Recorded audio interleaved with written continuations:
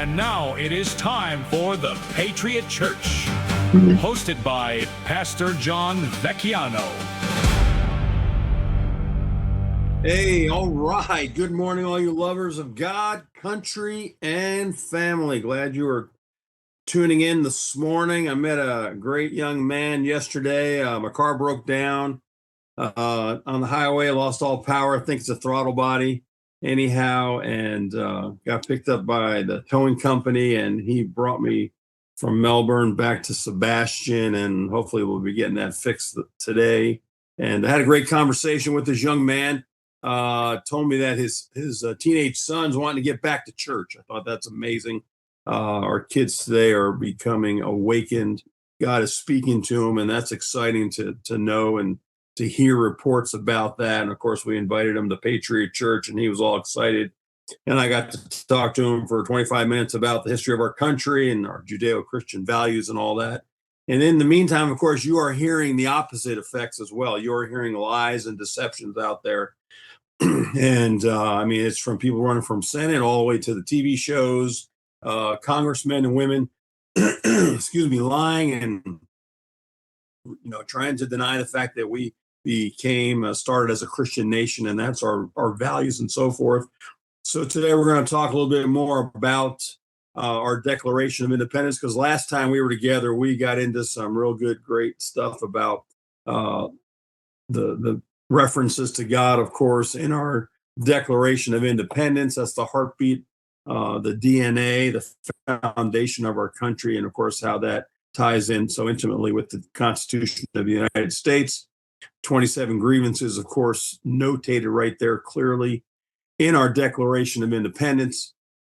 And then those issues, those grievances, each addressed in our U.S. Constitution. So before we begin, let me give you a couple of reminders. Let's see, next Friday, the 24th, next Friday, the 24th, if you can see this. My camera's a little messed up. I apologize.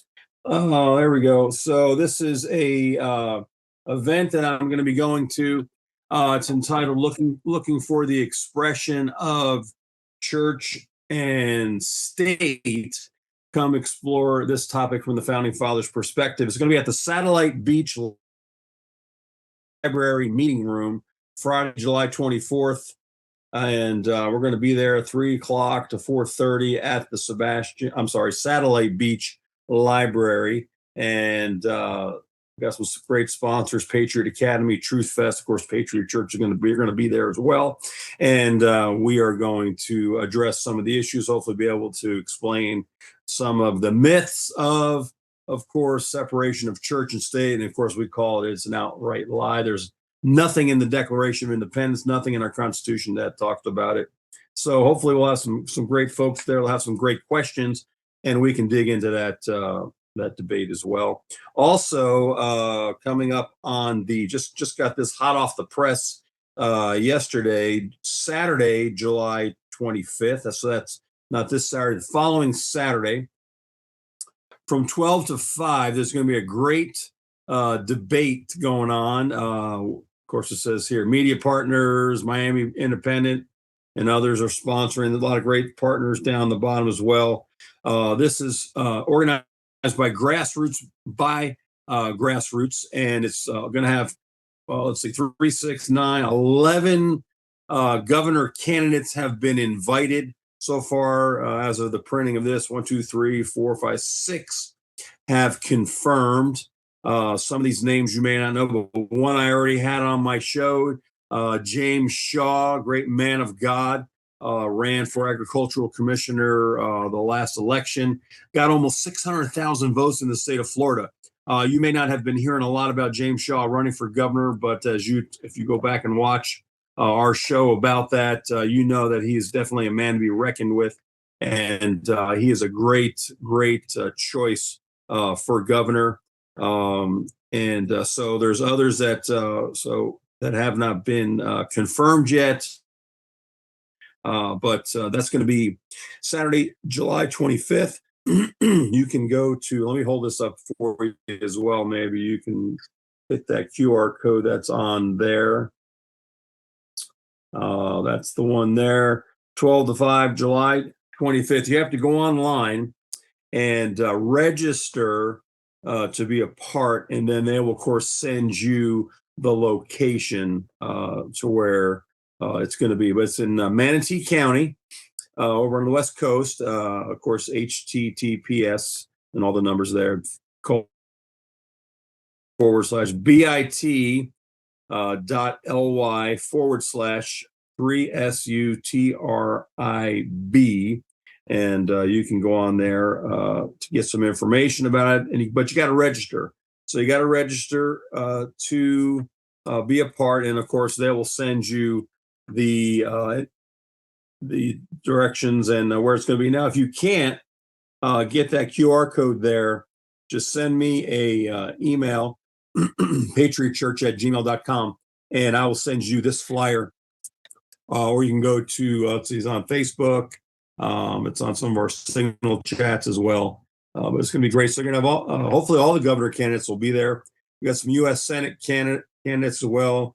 So far confirmed: Ernie Rivera, Neelam Perry, and Chris Gleason are confirmed. Current Senate Ashley Mooney is not confirmed yet, as I know. And then, of course, that's District 6, on that side. So you have invited, Sidney Kruger's invited, Ed Pope's been invited, and Eddie Spear has confirmed as well. So again, a great part of this is moderator is going to be Trevor Loudon. Many of you guys know Trevor Loudon is. He's world-renowned political activist, of course. Great speaker, great writer on communism, socialism, and United States politics. So he's going to be there moderating this event. It's a free event, of course, for America First MAGA to decide who best represents Florida. So you want to be a part of that. So again, if you need me to send you a copy of this flyer, I'll do that, and you can register there with the QR code and then get the address and so forth. Anyhow, again, great to be with you this morning. We're just plugging through here. This is July, 250th anniversary, of course. I want to just give you an idea. So last Sunday, maybe, and then, of course, the July 8th, I mentioned, as we did that public reading, of course, last Wednesday on the Declaration of Independence. It was the first public reading of the Declaration. Oop, I'm losing my camera here. Hold on. Anyhow, and in that was, of course, read by Colonel John Nixon at the Pennsylvania State House. The following day, the 9th, of course, we had, man, this is craziness. Hold on one second. All wired up here. Things all in. Got too many wires in my secret location. Gee whiz. Anyhow, the 9th was when George Washington, the general, ordered that the Declaration of Independence would be read to each brigade on the Continental Army. He said this, quote, that this important event will serve as a fresh incentive to every officer and soldier to act with fidelity and courage, as knowing that now the peace and safety of his country depends, under God, he said, solely on the success of our arms. So that was July 9th. A few days later, on the 15th, in Massachusetts, at Cambridge, at Harvard, the president, Langdon, he read the Declaration of Independence aloud. That was on the 15th of July, the 16th of July. In New Hampshire, the letter from John Hancock, of course, that also he carried the Declaration of Independence and arrived at Exeter there in New Hampshire. Massachusetts, Major Joseph Hawley, while at Northampton, penned a letter to Elbridge Gerry, who, of course, is a delegate to the Continental Congress, in which he expresses his desire that all Tories be killed. He said, "Can we submit? Did any state ever subsist without exterminating traitors? No one thing made the Declaration of Independence indispensably necessary more than cutting off traitors." My goodness, how things have changed in our day and time. Traitors are walking in the halls of Congress. They're sitting in government buildings in our states. They've infiltrated our education systems and everything else in the news media, Hollywood, everywhere you can think of. There are traitors to our country all around us. And we cannot give up, though. We have to continue to of course, fight this good fight as well. So that was July 17th. The 18th, in Boston, the Declaration of Independence is read from the balcony of the townhouse, as noted by William Lynchon, who was at the time a loyalist. Lynchon is, in a letter, describes the event, quote, he says, a regiment under arms and artillery company in King Street, and the guns as the several batteries were fired, the three cheers given, bells ringing, etc. Vermont, this is a neat one that was going on in the colony of Vermont. The colonists stationed at a recently established fortification at Orwell received a copy of the Declaration of Independence, and after it is read, they christened their fort, naming it Mount Independence. How awesome is that? In Virginia, Patrick Henry was recently elected governor. We mentioned that last time. He receives an official report on the Declaration of Independence. What else here? The July 19th in Philadelphia, during a Friday session, Congress decides by resolution to publish in the press the circular letter and enclosed declaration from Lord General William Howe, which essentially had been given as a means of reconciliation, but it is actually an offer of pardon for submission to the king. Back in Philadelphia, July 22nd, the first draft of the Articles of Confederation were written by John Dickinson, and it took until September to adopt those articles as well. July 22nd, North Carolina, a copy of the Declaration of Independence and accompanying correspondence from John Hancock arrives in Halifax. And let's see what else. All the way down to the end of the month here. Let's see, July 30th, Tuesday session, Congress again discusses the debate on the Articles of Confederation. The subject of representation becomes the focus, with some, including Ben Franklin, believing that the smaller colonies to receive equal representation should be required to contribute equally in men and money. On the other side, there's a concern that the larger states will overpower the smaller states. And then in New York, on the 30th of July, there is in the battle there, it was before old Benedict Arnold became a turncoat and traitor. He helped to defend, I guess the fleet was on Lake Champlain, to help secure the northern side there, so that the British wouldn't come down from Canada and seize that particular flank as well. But he set up several schooners down the lake under a flag, of course, and he delivered a copy of the Declaration of Independence to British General Sir Guy Carleton there as well. So again, interesting to look at this. All of this, of course, takes time. Today in our world, everything is in a moment's notice. Want to get something out there on the internet, we just post it and bam, it could be out to thousands of people. Here, of course, they don't have that. Things are going on in England. They don't even know yet by the end of the month that the Declaration of Independence, of course, has been passed and agreed upon. A lot of things are happening.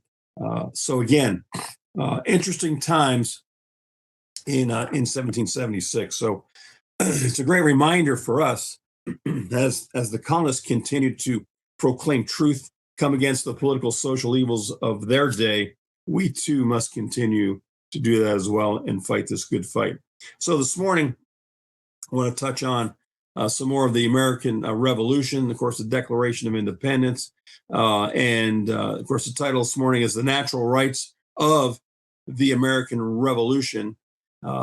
The spiritual maxim for that, of course, this morning says this: when government usurps power and authority that it was never given, we the people must declare, live free or die. Live free or die. A great statement. Of course, many of you from up north may know it's the motto, of course, of New Hampshire. I'm sure it came out of some thoughts from Patrick Liberties, give me liberty or give me death. It's spoken of along the same lines. And this is where we are right now. We are in a tremendous battle, in particular against socialism, communism, on the front, of course, who has now teamed up with Islam as well. There we see what's going on in New York, what we have seen what's been going on for decades in Michigan, and then, of course, things that are going on in Minnesota as well, craziness in California.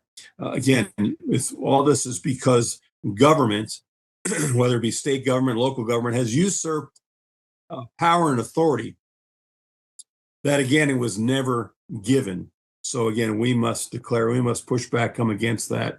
And again, with the battle cry, live free or die. So there's 4 basic principles that we talked about before in regard to the American Revolution. So again, remember, we're looking at the Declaration of Independence. That again is a proclamation, a declaration to detach ourselves, to cut ties with Great Britain. We're declaring our independence from Great Britain. And again, most importantly, we are also declaring our total dependence upon Almighty God. So again, when government usurps power and authority that it was never given, we the people must declare, live free or die. All right. So 4 basic principles of the American Revolution. Number 1, every human being is equally a creature of God, endowed with a natural right to life, liberty, and property is the original term that was used there, which of course was changed in the final draft to happiness. Property, of course, home ownership, you being able to own things for yourself, you being able to being a good steward of what you have acquired, what God has given you. It's amazing truth. And we know that those folks who are able to own a home and put down roots, of course, and begin to grow their families, it's part of the American dream, right? In a communist socialist society, you don't own anything. Government owns everything. You are allowed to do what the government says you can do. And craziness. And I don't understand how in the world that it can be, seems to be so inviting, especially to places like New York as well. So every human being is equally a creature of God, endowed with a natural right. Here's some thoughts. This comes out of our U.S. Constitution, a reader from Hillsdale College. It says, they said this, the founders believe that every human being, regardless of race, gender, birth, national origin, or a creature of God, and as such endowed with a right to life, liberty, and property. Human beings are unequal in many respects, but they are equal in their possession of natural rights. This means, as Thomas Paine argued, that no man is naturally king and another naturally subject. Similarly, James Otis, Thomas Jefferson, Gad Hitchcock, and Alexander Hamilton argued that while every man is subject to God, the only true monarch in the universe, no man naturally or divinely ruler of or subject to another man. Wow, that's powerful. Think about that. This has been the history of the world: monarchy, tyranny, these kind of tyrannical lead. That was the way of the world. And here we have these founders claiming this truth that Almighty God, providence, He is the only true monarch in the universe. That's an amazing truth. And I'm so glad we got to share that with the kids this last week. with our Patriot VBS, because the first night we talked about Old Faith.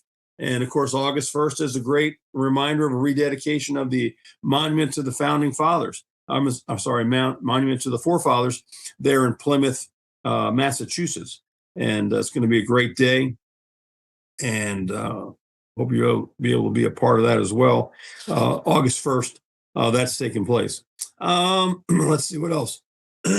James Otis rose to prominence in 1761 after he gave a courtroom speech opposing the writs of assistance, which were the blanket warrants issued by the British for searching suspect property.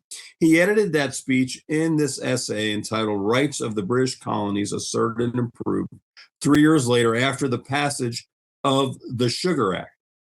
Its argument contain the seed of the American Revolution, an appeal to natural rights applied against particular abuses of political power. Struck by lightning in 1783, Otis did not live beyond the revolution, but John Adams remarked that he had never known a man, he said, quote, whose service for any 10 years of his life was so important and essential to the cause of his country as those of Mr. Otis from 1760 to 1770.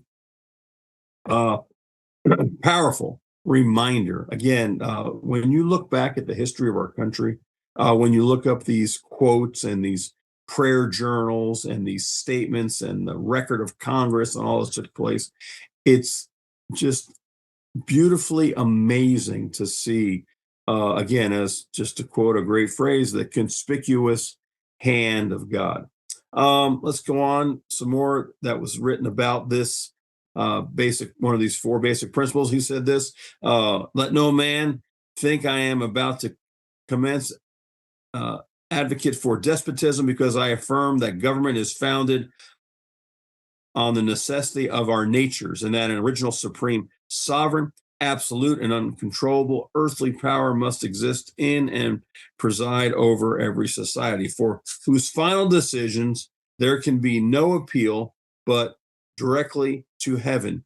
Tyranny of all kinds is to be abhorred, whether it be in the hands of one or of a few or of the many. And though in the last age a generation of men sprung up that would flatter princes with an opinion that they have a divine right to absolute power, yet slavery is so vile and miserable in a state of man, and so directly opposite to the generous temper and courage of our nation, that it is hard to be conceived that an Englishman, much less a gentleman, should plead for it, said James Otis in his writing, Rights of the British Colonies Asserted and Proved. In this basic principle of every human being is equally a creature of God endowed with a natural right to life, liberty, and property. There's also the power of the natural right of the voice of one. Again, some great prophets, of course, in the Old Testament.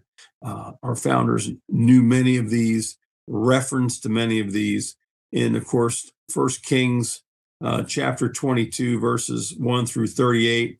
At the time, there was King Jehoshaphat. He was, of course, king of Judah. He asked Ahab, who's the king of Israel, to inquire for the word of the Lord in regard to Judah joining with Israel in the battle against Syria. Ahab had 400 prophets, and always tell him what he wants to hear. He is flattered by his prophets. Yet Jehoshaphat inquires, there's still not still a prophet of the Lord here that we may inquire of him. So pretty interesting that, here's 400 prophets all spoke in unison to back Jehoshaphat wanting to go to war. But here you have the king of Israel.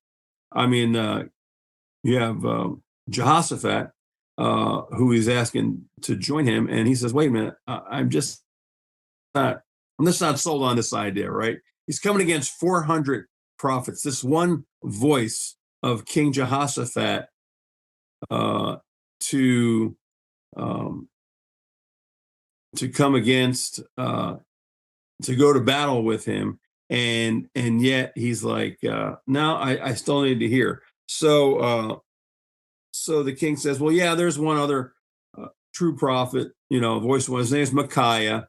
Ahab's messenger says to Micaiah. So Ahab and Jehoshaphat, so again, Ahab's wanting Jehoshaphat to join him. Jehoshaphat's not sold on these 400 prophets, giving him the words to Ahab. He wants to hear from another one. So Micaiah jumps up, and so we're going to hear from him. So, but the messengers of Ahab intercept Micaiah and say, look, now listen, they said, the words of the prophets with one accord encourage the king.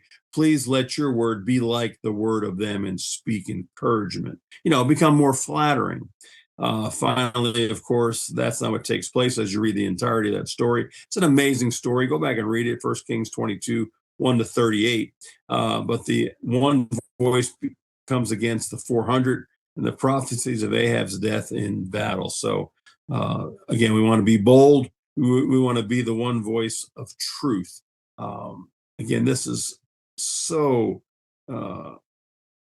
correlates so much with what's going on in government today, as we see this great divide in Congress, and basically nothing getting done. And it's just, of course, so sad to see that. But again, it's a great reminder of what happens that your one voice means something, and you need to continue to stand up and proclaim that truth and proclaim it against the social, spiritual, and physical evils of our day, the political evils, the social evils, the spiritual evils of our day. The second basic principle of the American Revolution is that the purpose of government is limited to securing natural rights. Now, again, if you were to do a man on the street and you would say, hey, what's the purpose of government? You would hear all kinds of information and answers. There's many who think government's supposed to support feeding people, government's supposed to clothe people, government's supposed to house people, government's supposed to educate people, so forth and so on. Totally missing the truth of why we began as a constitutional republic, by the way. Government's purpose is to secure our rights, our inalienable rights of life, liberty, and pursuit of happiness, right? And that's what this whole idea of this second basic principle of the American Revolution is, that the purpose of government is limited to securing natural rights. Now, let's go back to the U.S. Constitution reader from Hillsdale. They point out this about natural rights. They said natural rights existed prior to any government, and those natural rights do exist prior to any government. Thus, government is not the source of rights. Rather, governments are created to secure natural rights. Limited government derives from this principle. According to this, we learn this principle by reflection on the divine and natural order. As Otis and Payne explain at length, understanding of this principle has been a long time coming. The history of mankind is primarily the history of governments founded on usurpation, force, or fraud of one kind or another. Most governments throughout recorded history have been tyrannies. Many have usurped legal authority through force. Others have been the result of fraud, usually by a monarch surrounded by will flatterers who employ deception, persuading the weak that the king rules by divine right. All of these governments are illegitimate. Moreover, those who govern, whether one, a few, or many, are not free to determine the purpose of government, but are required to serve the common good. Justice is the true end or purpose of government. Wow, isn't that powerful? So again, if you don't know this underlying foundational truth of these natural rights, of our inalienable rights, then you wouldn't have an idea why really government was instituted by what? We the people. A government of the people, by the people, and for the people, right? In his writing Common Sense, Thomas Paine wrote, which was published anonymously in January 1776, and by an Englishman who had come to Philadelphia 2 years after. Common Sense became the most published work of the founding era, printed over 500,000 times in a nation of 3 million people. It made a passionate cause for liberty and against monarchy. Unpopular in later life for his attacks on Christianity, Thomas Paine will always be remembered for his pamphlet, this pamphlet here, Common Sense, a pamphlet often said to have launched the American Revolution. Pretty powerful there. We did a study, of course, with about Thomas Paine as well. Let's keep on going. Some more from the Constitution Reader. It says, society is produced by our wants and government by our wickedness. The former promotes happiness positively by uniting our affections, the latter negatively by restraining our vices. The one encourages intimacy, intercourse, of course, the others create distinctions. The first is a patron, the last is a punisher. Society in every state is a blessing, but government, even in its best state, is but a necessary evil. In its worst state, an intolerable one when we suffer or are exposed to the same miseries of a government, which we might expect in a country without government, our calamity is heightened by reflecting that we furnish the means by which we suffer.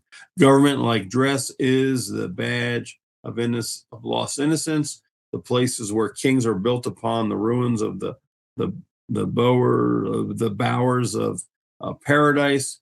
Render unto Caesar those things which are Caesar's, is the scripture document of courts, yet it is no support of monarchical.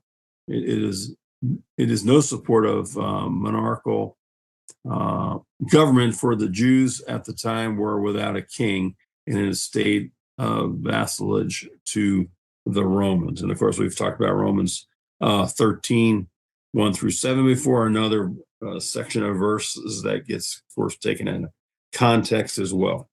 Number 3, moving right along here. Number 3, the third pillar here, or the third basic principle of the American Revolution, is this: the authority of government derives from the consent of the government. So the authority that government gets, what they derive, is to come from the consent of we the people, the consent of the governed, right? Following from the principle of equality, every man is or ought to be subject to and obligated only to God, and not obligated to obey or be subject to the authority of any government except that to which he has consented or with which he continues to associate voluntarily. The founders used the word consent interchangeably with the words compact or contract, each of which also imply voluntary associations.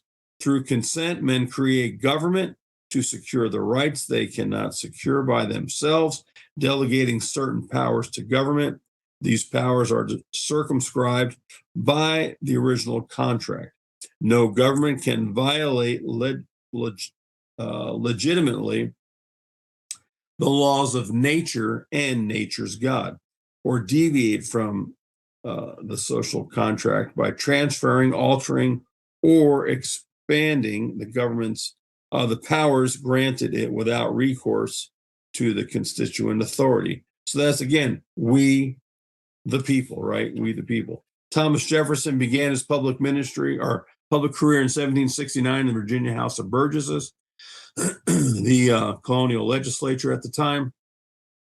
British implementation of the Coercive Acts of 1774, also known as the Intolerable Acts, passed in response to the Boston Tea Party, prompted the Summary Review, which is Jefferson's first publication. Written for Virginians who were choosing delegates to the First Continental Congress, it laid the groundwork for later appeals by a free government claiming their rights as derived from the laws of nature. Here's some thoughts about it in his writing. So let's see. These are our grievances, which we have thus laid before His Majesty with that freedom of language and sentiment, which becomes a free people, claiming their rights as derived from the laws of nature and not as the gift of their chief magistrate. Let those flatter who fear it is not an American art to give praise where it is not due, might be well from the venal, but would ill beseem those who are asserting the rights of human nature. They know and will therefore say that kings are the servants, not the proprietors of the people. Open your breast, sire, to liberal and expanded thought. Let not the name of George III be a blot in the page of history. The God who gave us life gave us liberty at the same time. That's a quote we've used last week, a few weeks before. We mentioned it a few times by Thomas Jefferson. Here's, of course, where that comes out of what they call his summary view. So again, the God who gave us life gave us liberty at the same time. The hand of force may destroy, but cannot disjoin them. This, sire, is our determined resolution, the fervent prayer of all British America. Of course, look in the book of Acts, we can see this same thing. And we mentioned before, Acts 5:29, Peter and the other apostles who were being, of course, coming against Peter and the other apostles, they said, we ought to obey God rather than men. And of course, our revolutionary motto, stand fast in the liberty by which Christ has made us free, and do not be entangled again with a yoke of bondage. And lastly, our fourth basic principle of the American Revolution is whenever any government routinely and continually goes beyond the consent of the governed, free men must resist its tyrannical usurpations, even at the risk of their lives and fortunes, as required by sacred honor. So again, let's mention these one more time. Number one, every human being is equally a creature of God endowed with a natural right to life, liberty, and property. Number two, the purpose of government is limited to securing natural rights. Number three, the authority of government derives from the consent of the governed. And lastly, number four, whenever any government routinely and continually goes beyond the consent of the governed, free men must resist its tyrannical usurpations, even at the risk of their lives and fortunes, as required by sacred honor. So, get into that a little bit more. Here's what it says.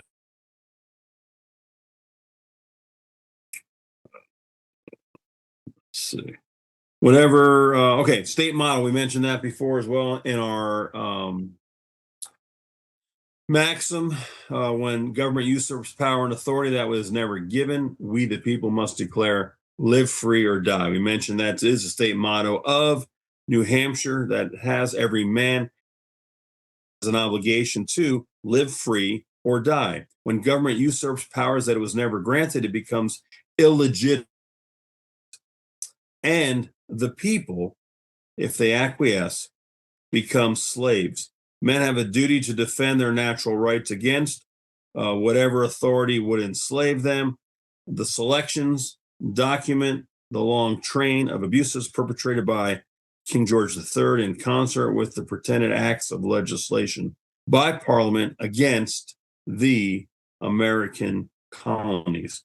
These violations of the laws of nature and nature's God, including especially the power to tax without representation and manifold other arbitrary expansions, corruptions, and violations of legitimate powers required the people of the American colonies to unite against the British tyranny and establish a free government. Pastors and ministers, of course, were among the highest educated citizens in the colonies and often addressed politics from the pulpit, which of course is really not happening at all today, except from a few of our select churches, Patriot Church, of course, and some others are getting into and preaching the total aspect of what the gospel talks about. Because if we are to be true shepherds, then we're going to delve into all the areas of life and make sure that if there is any attack on any of our political, social, and spiritual evils of the day, if there's any of those, we're going to come against that. So again, these pastors, ministers were addressed politics from the pulpit. There's a great sermon called An Election Sermon by Gad Hitchcock. It was delivered Election Day, 1774. It was in the presence of the General Thomas Gage, the British military governor of the province of Massachusetts Bay. It decries British monarchical rule and celebrates the idea of the consent of the governed, appealing to reason as well as revelation. Here's a part of that from the Election Day sermon from Reverend Hitchcock. He said this: in a state of nature, men are equal, exactly on a par in regard to authority. Each one is a law to himself, having the law of God, the sole rule of conduct written on his heart. No individual has any authority or right to attempt to exercise any over the rest of the human species. However, he may be supposed to surpass them in wisdom and sagacity. The idea of superior wisdom giving a right to rule can answer the purpose of power, but to one, for on this plan, the wisest of all is Lord of all. So again, a great reference to the providence of Almighty God. Moving on here. Let me give you one more verse about this. Colossians 1:15-18. Remember that Jesus is the image of the invisible God, firstborn over all creation. For by him all things were created that are in heaven and that are on earth, visible and invisible, whether thrones or dominions or principalities of powers, all things were created through him and for him, and he is before all things, and in him all things consist. And he is the head of the church, the body, who is the beginning, the firstborn from the dead, and in all things that he may have the preeminence. So you got the four basic principles of why we believe, why it's boldly proclaimed that we would declare our independence from Great Britain, declare our total dependence on Almighty God, and have these principles. And these are the basic principles of why we had to literally fight this good fight in the American Revolution. So for us today, how does that apply? Well, it applies in a number of different ways. In particular, we need to go. We need to stand. We need to speak. We need to live free, or we need to die. We need to get engaged. We need to stay engaged, get involved. We need to remember that this battle is not just for us, but is for our kids and our grandkids. And we must continue to instill the truths of the foundation of our country to those around us, to our families, and so forth. Here's some great quotes. Here's a great reminder, I guess I should say, because this is from President Lincoln. Abraham Lincoln, president, January 1861.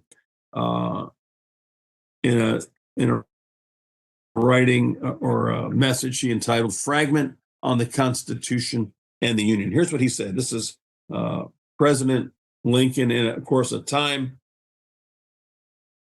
in our country's history where here we are getting ready to engaging in the Civil War and looking at these rights that come from God so that we can finally once and for all do away with this horrible curse called slavery. Go, stand, speak, live free or die. Here's what Lincoln writes. All this is not the result of accident. It has a philosophical cause. Without the Constitution and the Union, we could not have attained the result, but even these entwining itself more closely about the human heart. That something is the principle. That something is the principle, liberty to all. The principle that cleared the path for all, gives hope to all, and by consequence, enterprise and industry to all. The expression of that principle in our Declaration of Independence was most happy and fortunate. Without this, as well as with it, we could have declared our independence from Great Britain, but without it, we could not. I think have secured our free government and consequently our prosperity. No oppressed people will fight and endure as our fathers did without the promise of something better than a merit of change masters.